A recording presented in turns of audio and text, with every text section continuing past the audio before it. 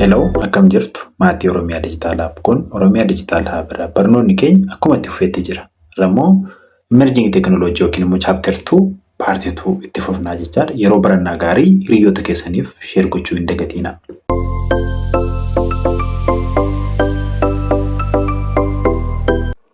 Hello, akkam jirtu akkuma seensarratti isiniin jedhee yeroo darbee Chapter 2 yookiin Emerging Technology kan jedhu akkasumas immoo emerging technology maal akka ta'e specifically waa'ee artificial intelligence sirriitti haasofneerra isinis qabataniitu jedhee yaada. Akkasumas immoo branch of artificial intelligence kan jedhu warreen akka machine learning, robotics, natural language processing fi warreen kana fakkaatan hunda isaanii waliin ilaalleerra.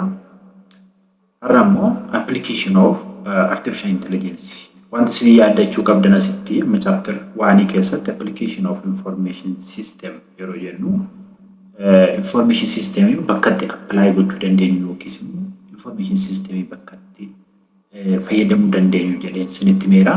Akkasumas immoo gara application of AI or application of artificial intelligence yeroo jennu immoo artificial intelligence yookiin immoo wantoota yeroo darbee irratti mari'achaa turre eessatti akka fayyadamnu irratti haasofna jechuudha.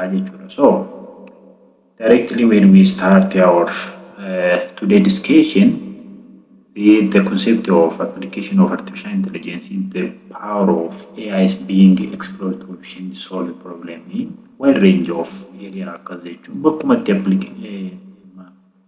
artificial intelligence yookiin immoo branch of artificial intelligence warreen akka machine learning warreen akka expert system warreen akka natural language processing ta'uu danda'a.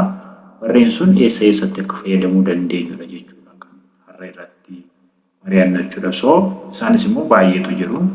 Fakkeenyaaf warreen armaan gaditti listii goonee jirru kuni bakka itti artificial intelligence fayyadamuu dandeenyu yookiin immoo application of artificial intelligence jechuudha. Fakkeenyaaf online shop yeroo jennu eessatti akkamitti fayyadamna online shopping keessatti artificial intelligence. So AI algorithms are used to dive into a process that massive user data available in various systems to extract personal data about shopper. Fakkeenyaaf yeroo application of information system e-commerce keessatti fayyadamna jenneera. Achitti garuu maaltu ta'ee e-commerce fayyadamnee daldala gaggeessina yookiin immoo online irratti waa bituu waa gurguruu ta'uu danda'a. As keessatti garuu yeroo gara AI tti dhufnu online shop yeroo jennu maashinii dhumti yookiin immoo kompiitarri ofuma isaa amala kastamara yookiin immoo amala warra waan irraa bituu to'atee amala isaan ergaa data isaan hunda irraa bitan erga kolleetti godhee booda waan isaan barbaachisu yeroo isaaniif qopheessu jechaadha. Osoo maaliin ta'in osoo namni hin jiraatin jechuudha. Siisteemota gurguraa jechuudha.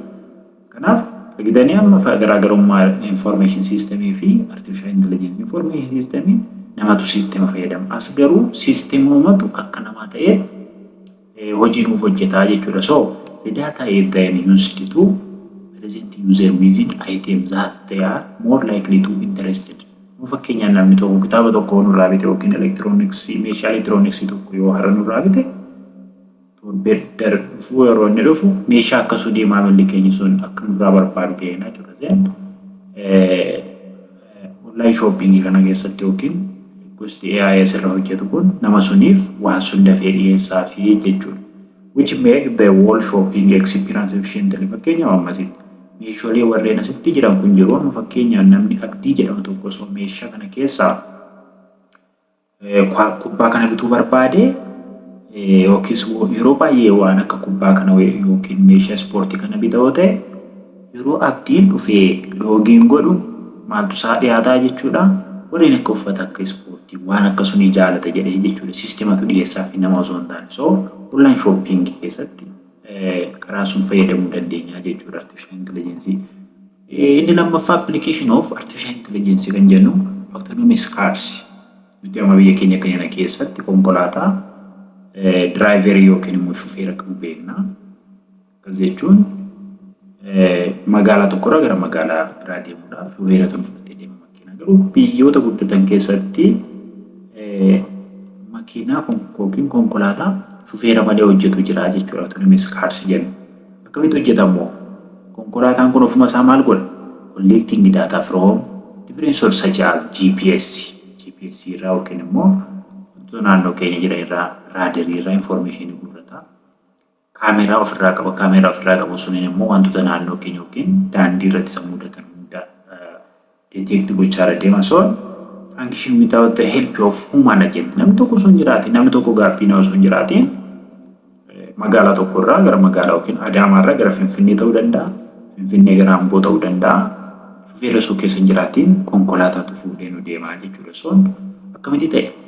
Konkolaataan sun daataa daandii irra jiru yookiis immoo daandii makiinaa irra jiru collect gochuudhaan so fuudhee autonomous car are not yet on the street that mean yeroo ammaa kana garuu akkasuma autonomous car jennu malee 100% nama malee hojjeta hanjennu ta'uu dhiisuu danda'a. Sababni isaa iyyuu namni iddootti barbaachisu jiraatti maybe maintenanceedhaaf ta'uu danda'a waan garaagaraatiif ta'uu danda'a namoota hanga danda'ametti manaa jiru garuu nama miti kama ofuuf jechuudha konkolaataa sun. So akkanatti fayyadamuun fakkeenyaaf dhaabbanni akka Tesla jennu fa'aa waan sun oomisha. Dhaabbanni akka Tesla. So the trend and the developing in the area indicates that fully autonomous car is not far away. So multiple reports indicate that autonomous car have great potential for improving road safety. Hanga amma fakkeenyaaf namni biyya keenya kana keessatti balaa konkolaataatiin baay'ee dhumama. Waan sun illee duraa hir'isa amma autonomous car kan jedhu jechuudha. Sababni isaa iyyuu set ta'eera programmed data naannoo keenya jiru akka nuti dura ofii keenya yeroo uumnu hanga kana namni tokko amma fakkeenyaaf shufeera tokko soo fudhanne dafee gahuudhaaf jedhee ariitiidhaan of hanga eeyyamamee olitti jechuudha. Garuu waan kana hin godhu kun hammuma ajajame sun qofa hojjetaa jechuudha. Kanaaf isa namni oofu caalarrayyuu road safetyidhaaf isa kana dura gaariidha jechuudha. So autonomous car are believed to significantly reduce the number of road accidents. Namni akkuma barbaade kan du'u kun hin jiru jechuudha. Namni akka barbaade sababni isaa iyyuu egalee dursa nama bira maaltu jira feelingii waan jennu kun jira fakkeenyaaf dursee fuuldura bahee ariitiidhaan dafee deemuuf yookiin daandii qabachuudhaaf yookiin dafee nama fe'achuudhaaf jedhee tama maal godhaa shufeerri konkolaataa biyya keenya oofuni waan isaaf hin eeyyamamne taasisa jechuudha yookiin daandii qaxxaamuruu danda'a. So due to their future such as the ability to exchange safety critical information with one another. So degree 360 naannoo wantoota naannoo isaa jiru detect godhaa makiinaan kun jechuudha. Sababni isaa iyyuu konkolaataan tokko duubarraan isootti dhufe konkolaataan fuuldura isaarraa jiru hunda kana cheekii godhaa jechuudha. 360 kaameraa ofirraa qaban ta'eef. So views surrounding the power of flag the road ahead and many more.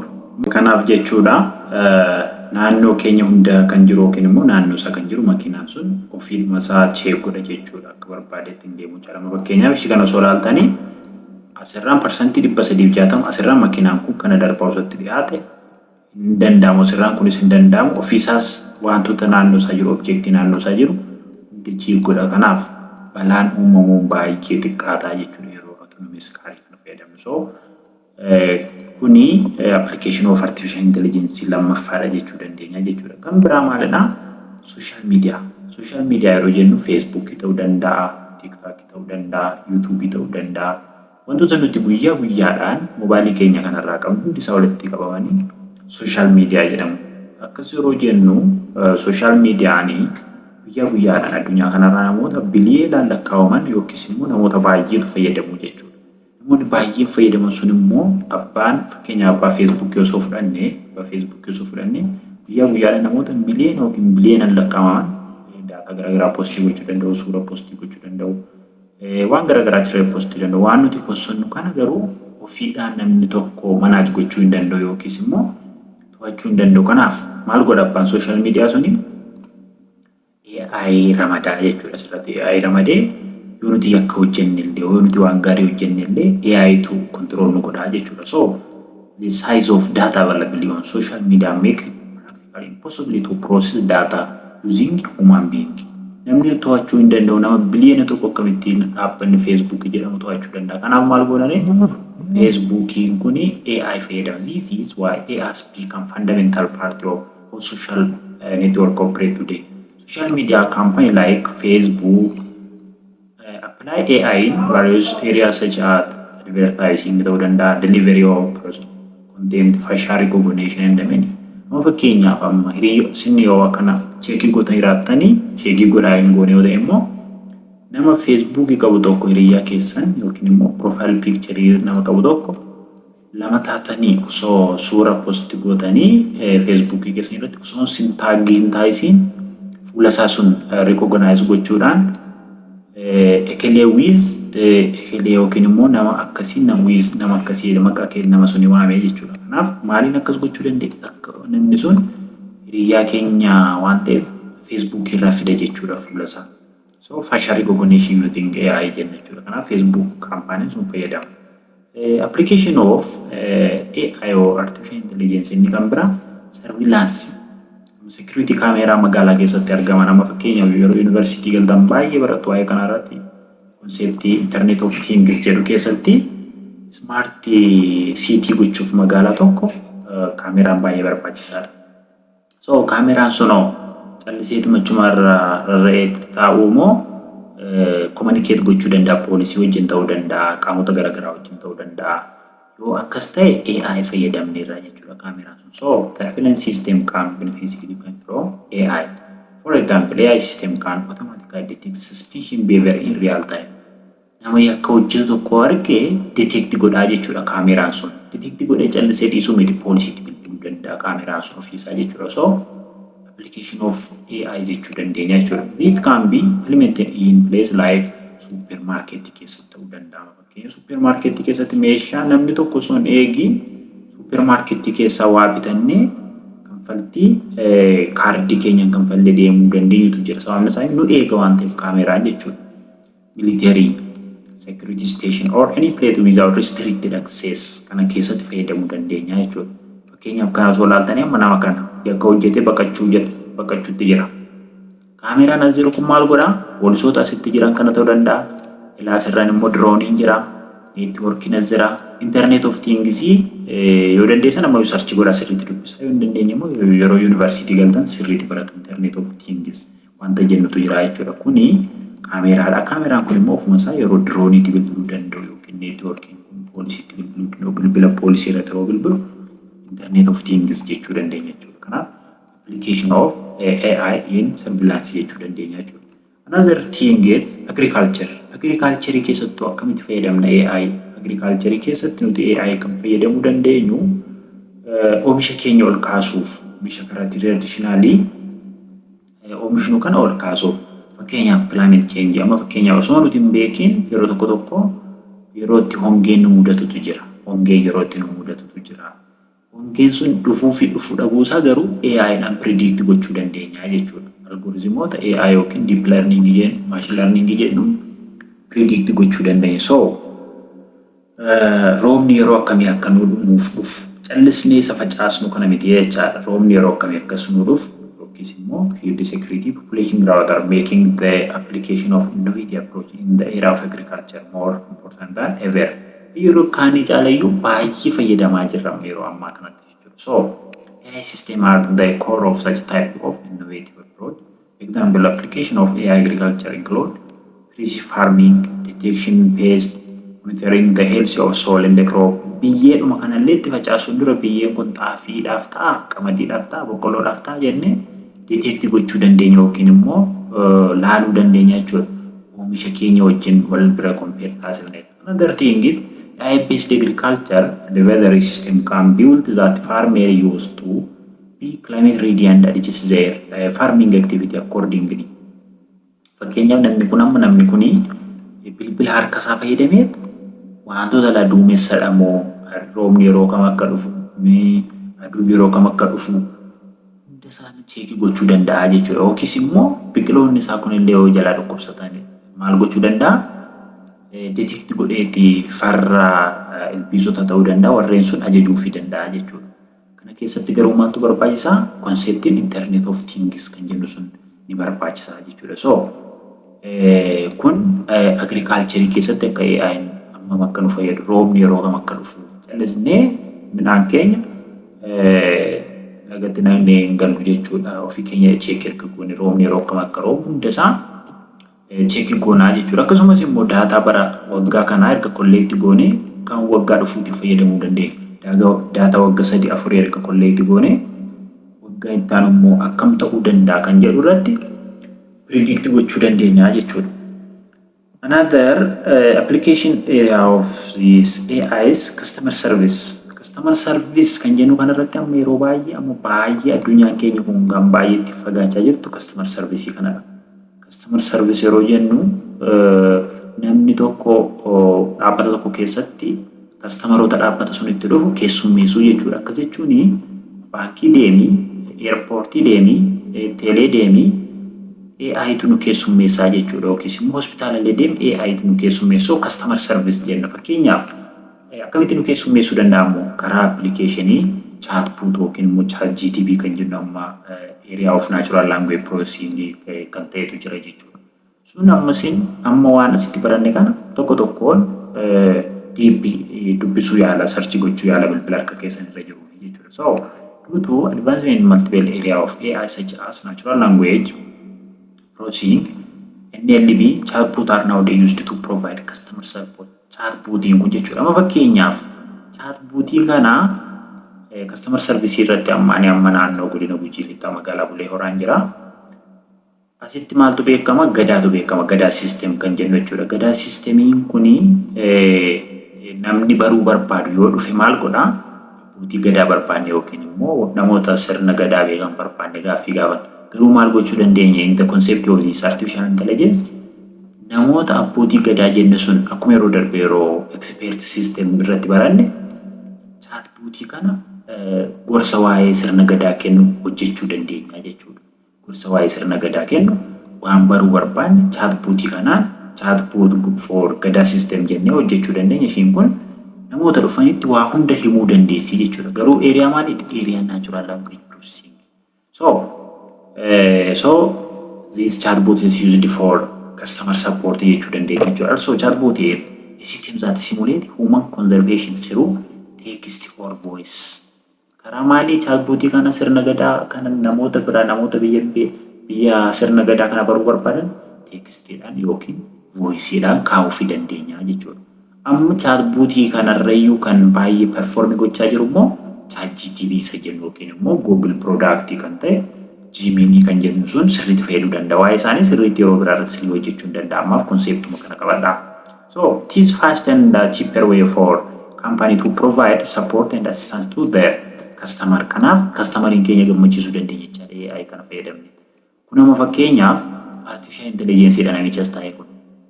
Kun immoo nama fayyaadha. Nama informationii waa wayii barbaade asii kun ittaasaa jechuudha. Asitti walitti haasaa jiru argitanii kan taasaa jiru. Walitti haasaa jiran kana chatbot application dhimmoota garaagaraa dhimma qonnaa irratti ta'uu danda'a, dhimma fayyaa irratti ta'uu danda'a, dhimma dijitaalii irratti ta'uu danda'a, dhimma garaagaraa irratti gorsa fudhachuu barbaanne customer service karaa chatbotii kana fayyadamuu dandeenya jechuudha.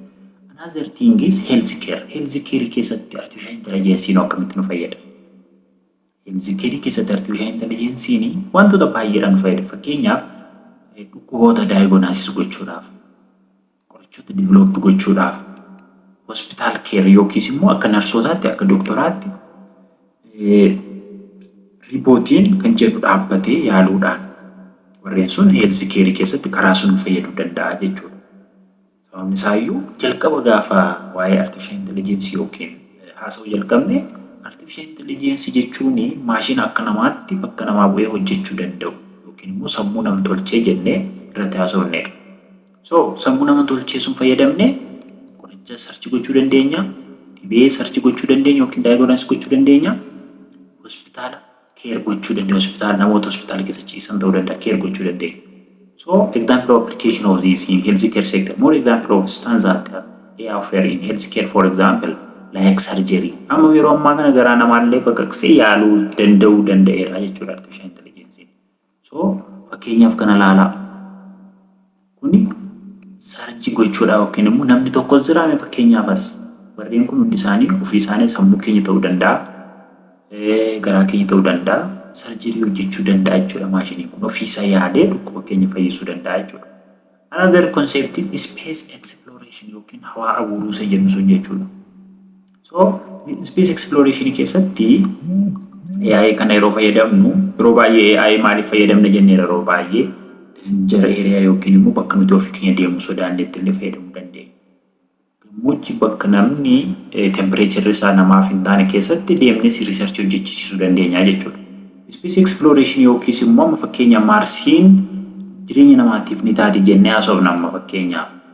Sun eenyutu cheekii deemee godhe dursee AI yookiin immoo riboot isheen kanatu deemee jireenya namaatiif dhuguma ni taati moo hin taatu kan jedhu sun isaantu jalqaba information nuuf fidee dhufee jechuudha. So space exploration is characterized by the processing of massive amount of data. Data akka maali? Data erga achi deemee space kanarra deemee ribootiin informationii jireenya namaatiif jiraachuu danda'u, beeyladootaaf ta'u, biqilootaaf akka ta'uuf hin taane, bishaan jiraachuu, oksijiiniin jiraachuu, warra sun hunda cheekii kan godhee erga fidee dhufee data baay'ee fidee dhufee jechuudha. So artificial intelligence and machine learning, which is one of the branch of artificial intelligence, are used to process data that is space exploration activities.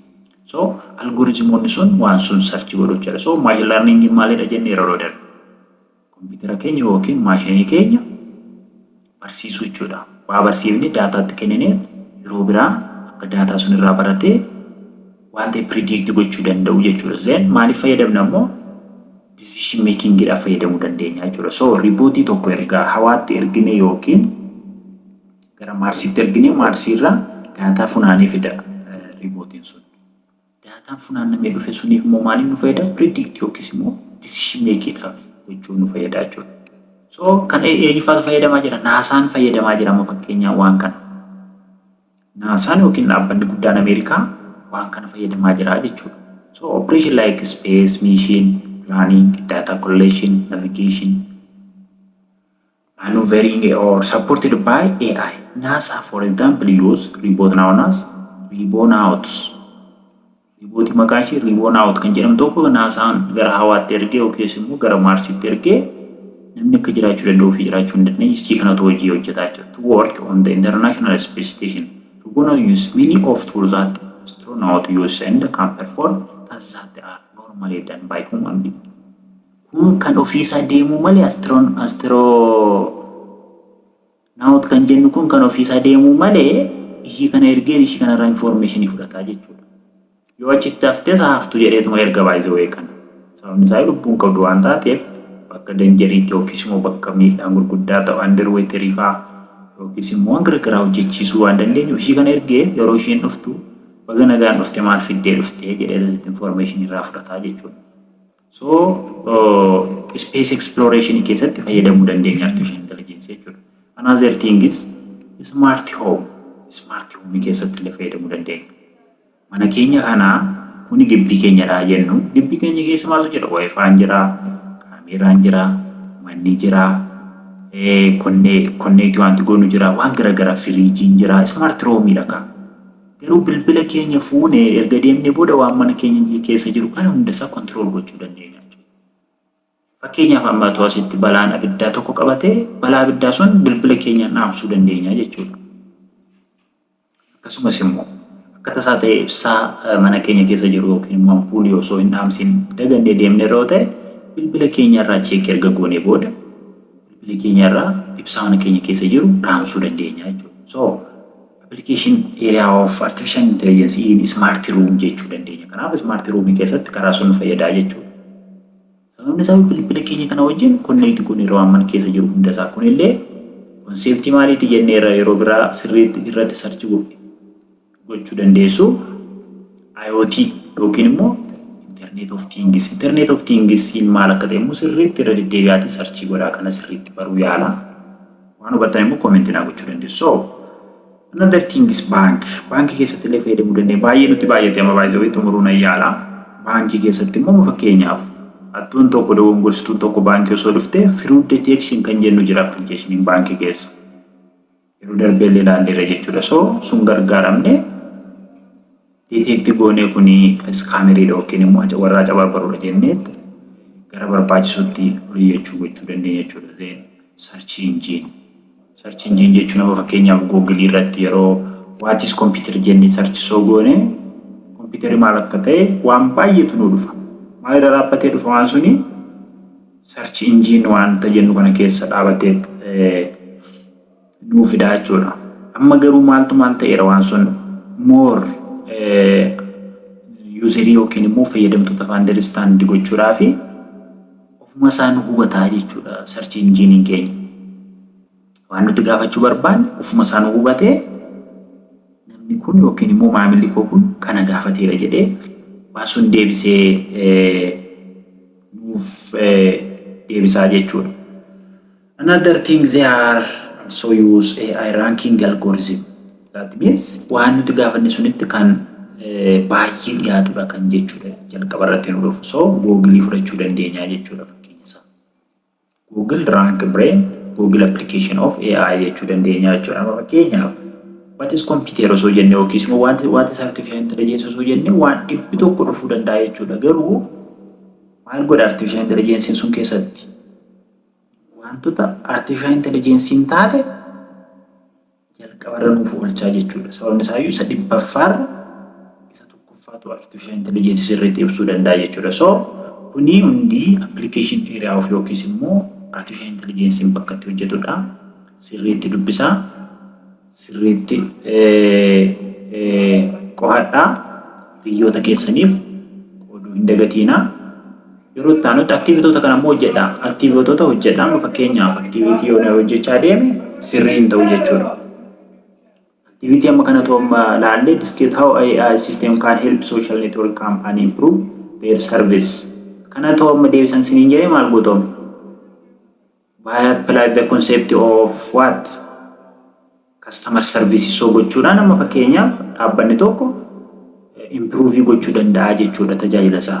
Customer service immoo maalidha jennee warreen akka chatbot fa'a. Kana warreen kana isuma amma baranne keessa jira deebiin warra kana hundaa jechuudha. So warreen kana laalaa next class maal baran? Augmented reality or visual reality barannaa jechuudha. Augmented reality virtual reality is akkuma artificial intelligence yookiis immoo natural language processing akkuma data science emerging technology yookiin technology gara addunyaa keenyaa kanatti yeroo dhiyoo dhufan jedhamanii warra beekaman keessatti ramadamu jechuudha. So augmented reality maal akka ta'ee fi virtual reality maal akka ta'e akkasumas immoo eessatti akka fayyadamnu immoo next class ilaallaa. Yeroo gaarii nagaan tura. Hiriyoota keessaniif share gochuun dagatiinaa, subscribe gochuun dagatiinaa. Nagaan tura.